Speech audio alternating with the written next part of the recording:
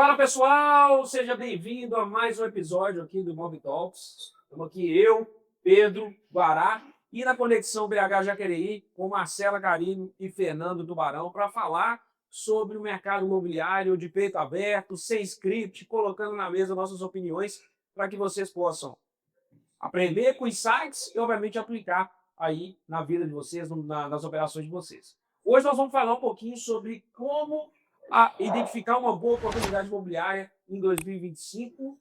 E, antes da gente começar, queria te pedir, se inscreva no canal, compartilhe esse vídeo com um amigo, que eu tenho certeza que o conteúdo que a gente vai entregar aqui, conteúdo acima da média, pode ajudar muita gente, você e pessoas que querem entrar nesse mercado imobiliário. Então, como identificar uma boa oportunidade imobiliária em 2025? Então, Pedrão, para a gente começar e bater um papo, né? Em 2025, a gente tem batido muito na tecla aí, né? Das oportunidades e como o mercado tem diminuído a concorrência, né? Justamente pelos juros mais altos, né? O que você acha que mudou de 2024 para 2025 na análise de oportunidades? O que mudou nesse prisma da análise, né? Melhorou, piorou? Qual que é a análise que você faz dessa mudança do mercado? Renan, os juros altos acabam complicando um pouco o mercado tradicional, mas quem sabe comprar e vender imóvel, gente, enxerga a oportunidade em qualquer ambiente. Então, você lembra que quando a gente começou no mercado imobiliário, há muito tempo, tinha aquela história que a gente falava assim: vamos comprar barato e vender barato. Hoje a gente não fala mais disso. O negócio não é só achar o preço, comprar barato. O mercado está mais técnico, cara. Então a gente precisa saber sair da operação, saber fazer um house flipping, saber ali qual o tipo de imóvel que está mais líquido. Então hoje eu vejo assim, temos oportunidade sim, mas não é só simplesmente comprar barato não. A gente tem que focar em como dar liquidez à revenda do imóvel. Vou te falar um exemplo de um imóvel meu, que eu vendi mês passado.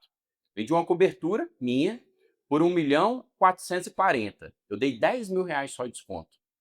Estava anunciado por 1.450.000, eu vendi por 1.440.000. Então, eu cheguei aqui nessa cobertura, para mim, o que foi o ponto alto dela?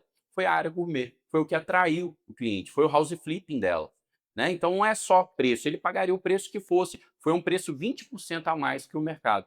Então, assim, o mercado com juros altos pode ficar mais difícil para quem está surfando só na onda de preço, mas quem sabe sair com house flipping, com liquidez, com estratégia, consegue ganhar dinheiro no mercado. Isso até me chama atenção, né? Porque a gente sempre fala aqui que o mercado de médio padrão, para mim, ele é o melhor mercado que combina liquidez, margem e, né, a possibilidade de aumentar o volume ali nas arrematações. É uma segurança absurda.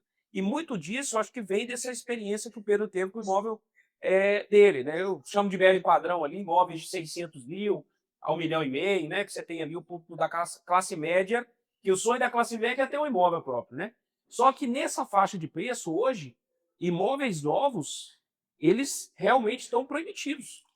Então não tem nem mercado, nem imóvel novo, mais nesse preço de 700, 800, 900 mil, os construtores já jogam lá em cima, e os imóveis usados, reformados, eles ficam nadando de braçada. A verdade é essa, né? Eles entram no mercado realmente com uma condição diferenciada, porque é um mercado em que os usados estão muito ruins, os novos estão muito caros, e aí você que pega um imóvel, uma cobertura, faz uma área gourmet e coloca para vender, você fica bem posicionado.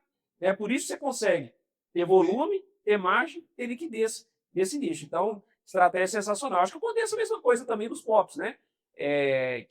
Mas ali você tem uma concorrência maior dos novos, né, Bará? Acho que muda um pouquinho essa percepção, que é ali no caso do médio padrão, nessa faixa de preço de 600 a 1.400, 1.500.000, você ainda tem menos imóveis novos nessa faixa, porque eles já extrapolaram esse preço e os usados reformados, eles realmente não atraem, não geram esse desejo do comprador. Já nos POPs, você tem muito imóvel novo. Como é que você faz para analisar e concorrer? Como identificar uma boa oportunidade desse nicho? Bom, acho que o principal fator, o que mais chama atenção na nossa economia hoje é o juros altos, né? Quase 15% de taxa de juros.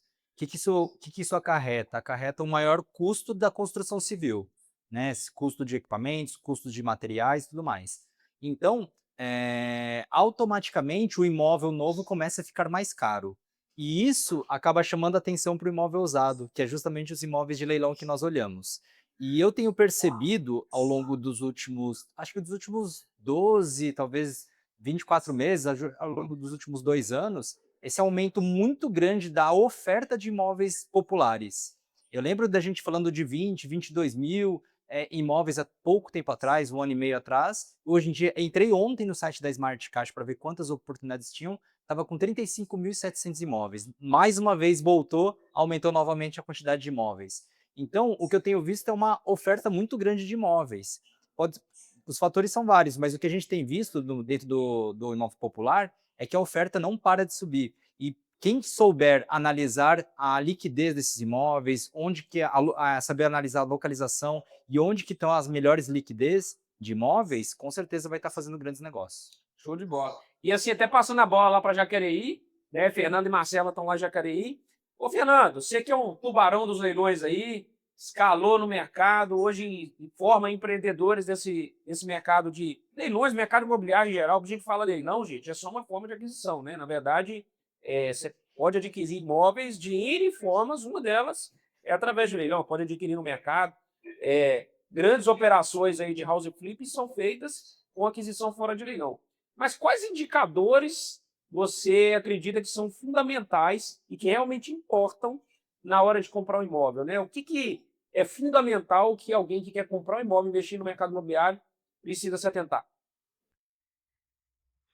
Então, que legal essa história, né? A gente aqui de conexão, BH, Jacareí, inovando, né? Estamos aqui brigando com a internet, mas voltando à questão do assunto, que deu um branco aqui agora. Fazer os indicadores da reforma. Deixa eu fazer a pergunta de novo. Então, Quer que eu faça? Que aí você começa. Então, os indicadores assim da questão do mercado imobiliário, a gente sempre analisa e você vai puxar por um fato histórico do nosso país, né, da nossa situação macro. Nunca é um negócio isolado. Então, você parte há 10 anos atrás, teve a paralisação do Brasil, não é só pelos 20 centavos de uma passagem de ônibus. Hoje você tem 20, 30 reais um quilo de café. Então, o poder aquisitivo da população brasileira, ele muda e automaticamente o imóvel também. Então, quando a gente se falava, e o Guaraci foi perfeito aí na colocação dele, nós tínhamos há poucos anos atrás imóveis a 10 mil, 20 mil, né? Hoje já não se acha mais. Não é pela concorrência, é por causa do poder aquisitivo.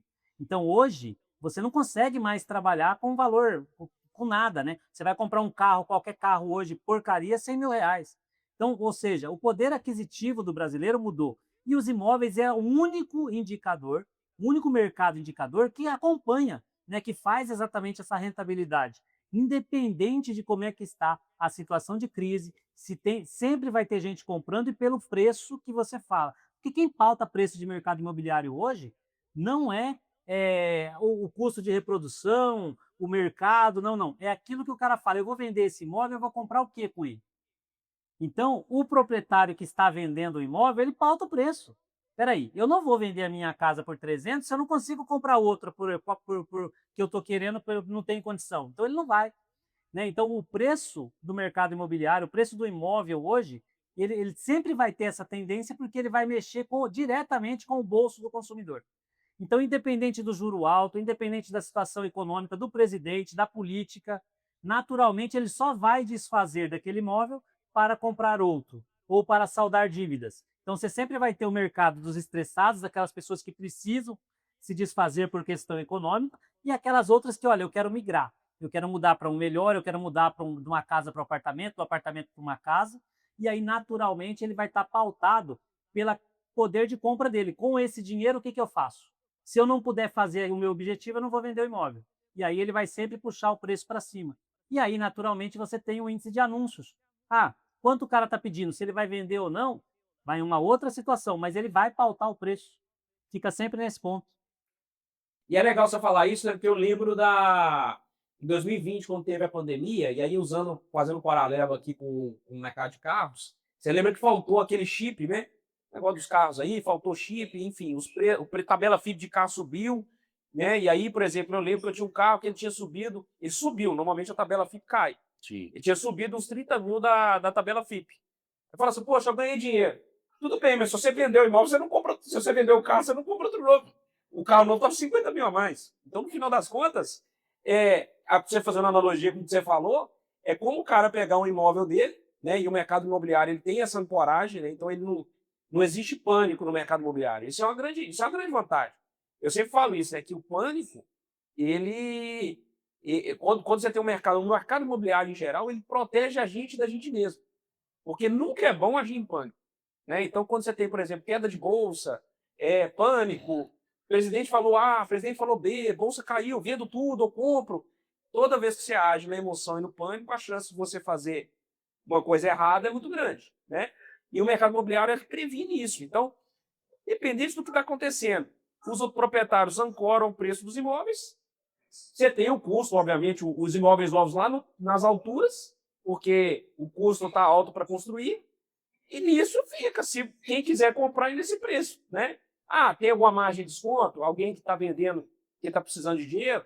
Sempre tem, né? Mas aí quem está querendo comprar e quer achar uma pechincha, tem que garimpar bem, porque normalmente proprietário de imóvel não fica abrindo mão de preço, não. E ele acabou de contar aqui, colocou 1,450 e vendeu 1,440. E um Né? mês. Em um mês. Às vezes você pode, obviamente, você está com um imóvel pior, você consegue dar um desconto maior, faz parte, mas tudo no mercado imobiliário ele é mais, você não tem esse dinamismo todo de preço, essa oscilação toda de preço, porque os proprietários eles não são movidos pelo pânico, né? Então não tem essa histeria coletiva que tem em outros mercados, né? Marcela, mas até falando sobre essa análise, né? E o que são os indicadores importantes, o que não deve ser cometido, né? Assim, nós estamos falando aqui como identificar uma boa oportunidade em 2025. Que erro que não pode ser cometido em quem quer comprar o imóvel, por quem quer comprar o imóvel em 2025? Porque você acha que assim, cara, isso aqui, errou isso aqui, já era. O que você acha? Da minha opinião, um erro que é clássico, né, que a gente fala isso hoje para os nossos mentorados, para os nossos tubarões, para toda a nossa comunidade, é com relação à liquidez. Então, eu vou vender para quem? Né? Então, tem determinados tipos de imóveis que hoje eles estão fadados sim. Né? Não é porque ele não vale, mas ele tem ali um fator de desejo. Né? Então, você vai pegar, e toda cidade tem isso, aqueles bairros onde a gente cresceu, que a gente tem aquele Apego fator emocional. apego emocional, aquele fator emotivo, né? Poxa, aquele bairro era muito legal. O que sobrou naqueles bairros hoje? Vários imóveis grandes, velhos, precisando de reforma e com valor afetivo. Só que a população migrou de local, né? Então, ou seja, não tem aquele valor. E aí o cara vai chegar no oposto do que eu disse. Olha, eu vou ter que vender a minha casa e eu vou ter um gap maior para mim poder pegar um imóvel novo no lugar onde eu quero ir agora. Né? Então você tem também aqueles imóveis onde eram famílias completas, aí os filhos casam, somem, saem de casa, né? Vão ganhar o mundo, e aí ficam lá os pais, e agora com essa casa desse tamanho? Também não dá para mim, eu quero mudar. Tem a questão da segurança. Então tudo isso vai mudando necessariamente a questão do desejo e da característica do local. Então quando a gente fala muito no mercado imobiliário sobre localização, localização, localização, até a página 2. Né? E para a gente que trabalha muito à distância, você não tem uma proximidade com cada local que você vai analisar para entender muito essa questão da migração. Então, esse é uma das principais cautelas que a gente tem que ter. E eu acho que também a gente também não pode deixar de falar, Renan, que quando a gente está falando de comprar imóvel, a gente tem que. Uma pergunta que o Fernando sempre fala, né? Para quem que eu vou vender, quanto que eu vou pagar, para quem que eu vou vender, em quanto tempo eu vou vender. E essa questão de mudança das famílias, né? O imóvel popular, a pessoa vai migrar para a classe média, imóvel dá para a classe média, a gente tem que saber qual que é o perfil que ela vai buscar, que é isso que você falou, Renan, no começo do nosso podcast. Que quem vai comprar imóvel popular, classe média, hoje em dia os novos estão 1 milhão e 200 nas grandes capitais, você não acha imóvel por menos que isso. Então esse cara do imóvel popular, quando ele vai querer comprar um imóvel de classe média, ele vai buscar esses velhos, que o Fernando está falando, que não tem reforma, que você vai precisar gastar um capital, então a gente precisa acertar. A localização é importante, mas até a segunda página, porque se eu estiver falando de uma pessoa que está querendo migrar para um imóvel de classe média, ele precisa caber no bolso dele, precisa ter dinheiro, precisa ter financiamento, precisa ter o crédito aprovado dele para ele poder injetar o capital dele que ele tem na casa própria, porque todo brasileiro tem esse desejo de casa própria, e aí ele vai ter toda essa dificuldade de não encontrar o imóvel. Então, a gente, como investidor, eu acho que a gente não pode subestimar também o imóvel para quem que a gente vai vender, independente da localização, né? Então, qual que é o desejo daquela pessoa e o que a gente pode entregar de melhor para ela naquele preço, para poder gerar o dinheiro. Exatamente. Sensacional. É por isso, né, Pedro, que, na verdade, o ROI ele é só uma parte da equação, né? A gente quando fala, muita gente que entra no mercado de leilões fica com esse negócio do ROI, 30%, quase 35%, mas na verdade você tem que analisar a operação como um todo, né? O custo-benefício, como é que você sai da operação e também, quando a gente fala de custo-benefício, até o trabalho que a operação dá também, né? Então, tem imóveis que, independente, ele vai dar um trabalho, mas vai te dar um bom retorno, tem imóvel que vai dar trabalho, vai te dar um retorno de 30%, que às vezes não faz sentido, por mais que possa parecer o 30% um número bom, né, 30% ao ano, mas eu estou ganhando 12, não, mas tem operações mais fáceis que você pode ganhar mais e lucrar ainda mais com menos trabalho, né? A gente estava aqui agora, antes do nosso bate-papo aqui, a gente recebeu uma proposta lá, por exemplo, na casa Carapicuíba. Granja de Viana. Carapicuíba, Granja Viana, Granja né? Viana. E é uma operação que ali, você tem uma operação que foi complexa, reforma grande, mas você tem um ganho ali que você pode carregar na operação com um pouco de paciência, né? Então, você olha para aquela operação e você fala, ok, me deu um trabalho, mas tem 1 milhão aqui de lucro, 1,2 milhão, talvez, né? Então, isso tudo, obviamente, na hora de na hora de desenhar a entrada na operação, isso tem que estar muito claro, né? O custo-benefício da operação, né, Beto? Por isso que o ROI é uma métrica importante, mas não é a única métrica que tem que ser analisada. Não é a única. E o seguinte, nessa hora de analisar o ROI, Renan, que eu acho importantíssimo a taxa Selic, você ter ela de parâmetro. Por quê? Porque hoje está dado 15% sem fazer nada, deitado no sofá, você já ganha com a taxa Selic. Então, tendo ela de parâmetro, daí você vai analisar o ROI diante de vários outros parâmetros, mas você vai analisar o ROI falando assim, quanto eu quero ganhar a mais do que a Selic? E aí sim é importante ela. Fora isso, o resto que todo mundo falou aqui, de que o Fernando falou ali, por exemplo, é muito mais do que juros, né? A pessoa ali no mercado imobiliário tá trocando, vai trocar um imóvel, sendo que outro imóvel é mais caro? Não dá. Você falou, por exemplo, que o mercado imobiliário hoje nos protege, porque não é igual o mercado financeiro, que a tomada de decisão é imediata, né? A pessoa vende no dia seguinte. Não, então até os ânimos se acalmarem, é tranquilo. Então eu vejo muito disso, sabe? O mercado hoje imobiliário, ele é muito mais amplo do que uma análise simplista macroeconômica, de fala assim, juros altos, economia desaqueceu. O mercado imobiliário é tão importante para o governo e para a sociedade que o governo tem medidas para salvaguardar isso. No imóvel POP, por exemplo, imóvel até 500 mil reais, o governo subsidia juros baixos, independente da Selic alta, né? Então não impacta tanto. No imóvel de alto valor, igual o Fernando, o cara que está comprando 2, 3 milhões, um imóvel 2, 3, 4 milhões, ele está se importando com se a parcela dele vai ficar 5, 10 mil mais cara. Está nem aí para isso. Tem muitos outros fatores, além dos juros, que podem impactar ali na decisão no ROI. Então, assim, acho definitivamente que a taxa de juros tem que ser considerado, mas até a página B. Sensacional, bacana demais. E o que você olha, ô Guará, no popular, assim, além do preço de compra? O que é importante, relevante na hora de comprar um imóvel? E, ó, gente, como eu falei, aqui não é só sobre leilão, não, tá? Existem maneiras de você comprar no mercado imobiliário como um todo, imóveis abaixo do valor de mercado, muito além do leilão. É que o leilão, realmente, é um processo muito seguro, né? Eu falo até que hoje, para comprar imóvel fora de leilão, vender imóvel, a documentação da venda dá mais trabalho do que comprar imóvel em leilão, né? Porque assim, o imóvel vem limpo em leilão, né? E até Diga, pegando, Fernando. até pegando um gancho, cortando um pouquinho o Guaraci aqui, exatamente em cima do que o Pedro falou sobre a taxa Selic e como é que está hoje. Hoje nós temos 15% de taxa Selic. E sobre não imóveis de leilão. Eu tenho alguns lotes, né, em condomínio à venda, tenho 13 hoje exatamente. E hoje, inclusive, eu fiz uma postagem lá no Instagram de um que eu fiz uma venda financiada direto para o comprador por alienação fiduciária particular. E qual que é a taxa que eu cobro do comprador? 1% de juro ao mês mais IPCA, o que dá menos do que a taxa Selic. Então, qual que é a ideia para o cara? É um imóvel que não é de leilão e o cara está comprando um imóvel. Aí, qual que é o pulo do gato na questão? O cara fala, meu, se eu estou com meu dinheiro aplicado, eu vou usar esse dinheiro para construir, estou comprando um imóvel aqui alavancado, vou fazer a alavancagem com financiamento particular do vendedor, e aí eu não preciso vender o imóvel no preço que eu colocaria, eu posso subir o preço do meu imóvel. Eu ancoro ele num valor maior, por quê? Porque o cara vai trabalhar alavancado. Então, o meu lucro é maior na venda, o meu retorno de rentabilidade fica ali muito próximo da Selic, que hoje está assim, ano que vem pode ser diferente, mas o meu contrato é estável. Então, isso muda completamente a questão da liquidez, a visão do mercado imobiliário, e você leva para o cara, que, por exemplo, nesse caso era um construtor, ele fala, eu vou viabilizar uma operação de comprar um terreno sem dinheiro, pagando pouco, e a hora que eu tiver com a construção pronta e vendendo a casa, eu vou faturar o meu lucro e liquidar o financiamento que eu tenho com o Fernando. Então, quer dizer, você acha alternativas para virar. Quando você acha que tá as coisas em crise, é onde as pessoas realmente encontram oportunidade. Bate exatamente na questão da influência da Selic. Por que isso passa a ser viável? Exatamente porque a Selic está alta. Se a Selic tivesse baixa, não conseguiria alavancar para o cara. Não, e é justamente o fato da Selic estar alta que possibilita você apertar o comprador. Porque o comprador ele vai bater na porta do banco, ele não vai achar crédito fácil.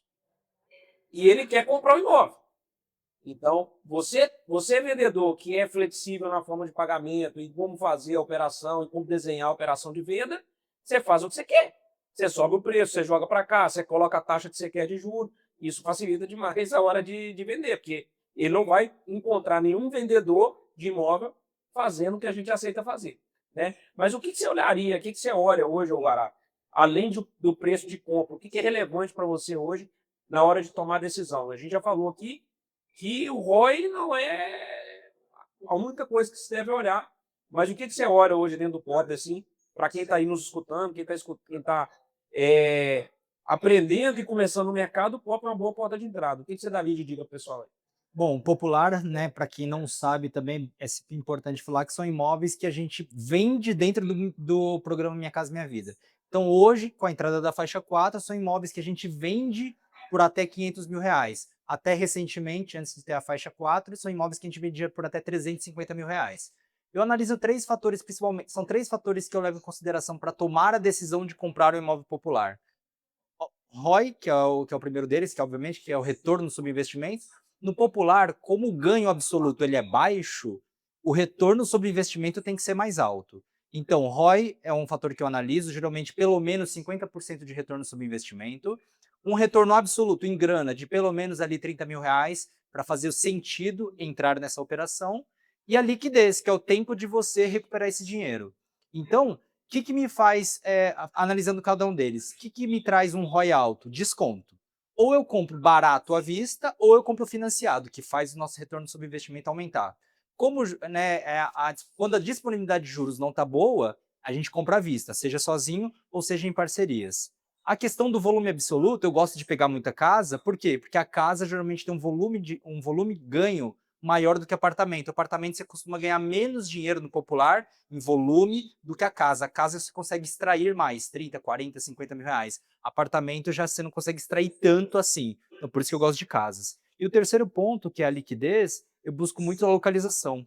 Só que muitas pessoas entendem que localização é uma capital, é uma zona metropolitana. E localização, uma boa localização, ela é o contexto da cidade. Uma cidade de 10 mil habitantes tem imóveis bem localizados? Sim, região central, dentro da região onde tem comércio, serviços. Então, eu olho para a localização, é um dos principais fatores de tomada de decisão, mesmo que popular, a localização no contexto da cidade é um dos principais fatores de tomada de decisão. Sensacional. E assim, para a gente ir caminhando aqui para o nosso fim do podcast, quero que vocês falem para mim. Primeiro eu passar a bola para o Pedro aqui. Pedro, 2025 é ano de compra, ano de venda, ano dos dois. O que você enxerga comparando aí com 2024 e comparando também com o que você espera para 2026? O que você acha que a gente está vivendo dentro desse mercado esse ano?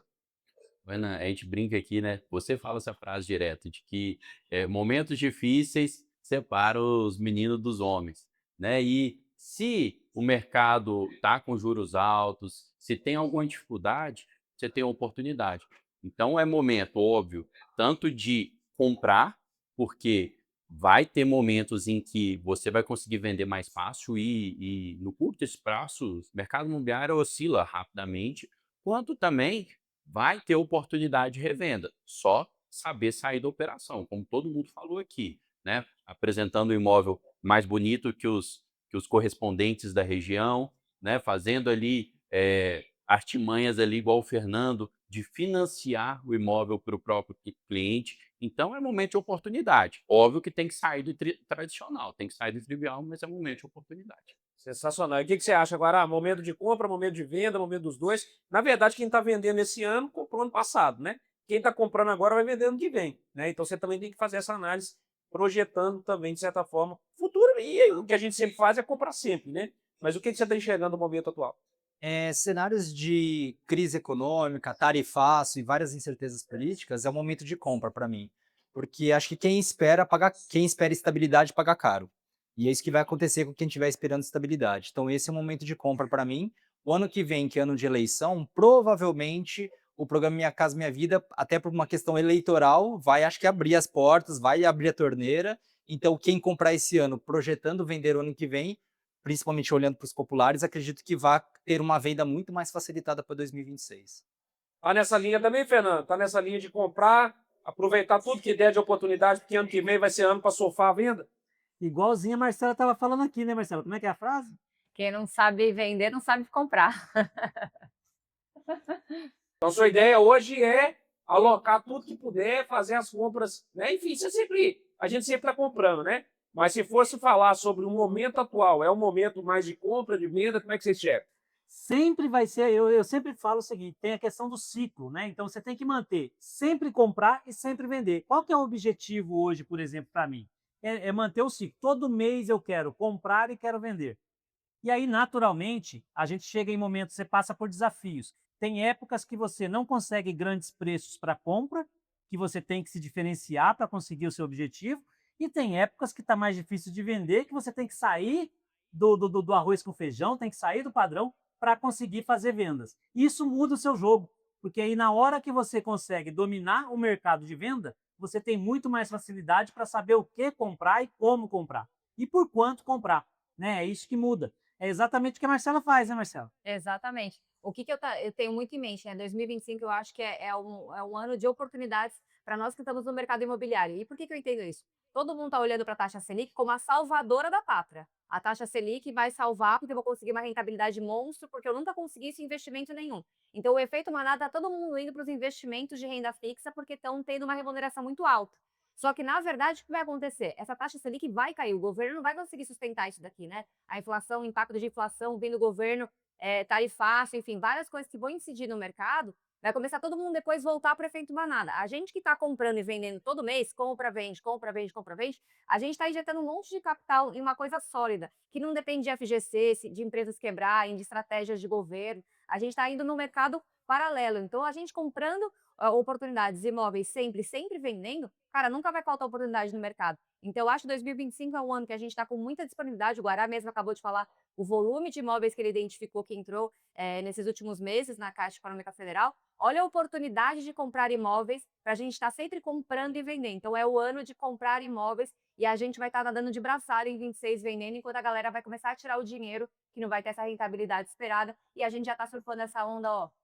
E tem um fator muito importante, porque graças a Deus tem eu, por exemplo, tenho o privilégio de ter alguns imóveis em carteira que ele tem caráter de locação. Eu nunca gostei de locação, todo mundo sabe, eu não gosto de lidar com inquilino, né, de estar cuidando daquilo, eu prefiro pegar o valor do capital aplicado e reaplicar em novos imóveis. Mas agora, nessa fase que nós estamos com a Selic alta, esses imóveis eles deixam de ser interessantes. Porque quem é que compra esse imóvel? Aquele cara que quer uma renda de aluguel. Então eu rejeitei esses dias uma proposta num imóvel que eu tenho, que são 4 casas numa única matrícula, que é próprio para aluguel, ele dá um retorno absurdo. Eu falei, não, agora eu não vou vender porque não é o momento. A hora que a Selic baixar, que a rentabilidade fixa do cara cair, aí ele paga o dobro no meu imóvel porque ele vai ter uma rentabilidade maior. Então, quer dizer, esse é o momento que eu tenho que segurar esse imóvel. Ah, mas e se eu vendesse, pegasse esse dinheiro e alocasse para poder fazer outro? Não vai faltar oportunidade. Eu também diversifico dessa forma. Eu diversifico mantendo imóvel na carteira e vendendo os outros que é para venda. Sensacional, hein? Que bate-papo de alto nível, falando aqui sobre como encontrar oportunidades em 2025, falando sobre mercado, perspectivas, impacto da taxa Selic, falamos também porque o ROI não é a única métrica, realmente aqui a gente desbravando o mercado e com insights sem roteiro, sem nada, simplesmente tópicos para a gente debater e cada um trazendo sua opinião. Isso é o Imob Talks, é para isso que a gente criou, para que vocês tenham os melhores insights do que está passando na nossa cabeça nesse exato momento. Se você ainda não se inscreveu no canal, se inscreva no canal, compartilhe esse episódio e vejo vocês no próximo Imob Talks. Um abraço, galera. Valeu demais. Tamo junto. Valeu, abraço.